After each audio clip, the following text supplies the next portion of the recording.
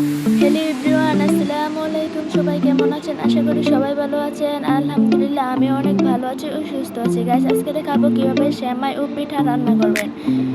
তার জন্য প্রথমে আমি একটি কড়াই বসিয়ে দিলাম। কড়াই গরম হয়ে গেলে দিয়ে দিব পরিমাণ মতো তেল। তেল গরম হয়ে গেলে দিয়ে দিব পিঠাগুলো কিন্তু ভালোভাবে ভাজতে হবে। তো আমার পিঠা ভাজা হয়ে গেলে এখন একের পর এক আমি সবগুলো পিঠা ভেজে নেব। আমার পিঠা ভাজা কিন্তু প্রায় শেষ।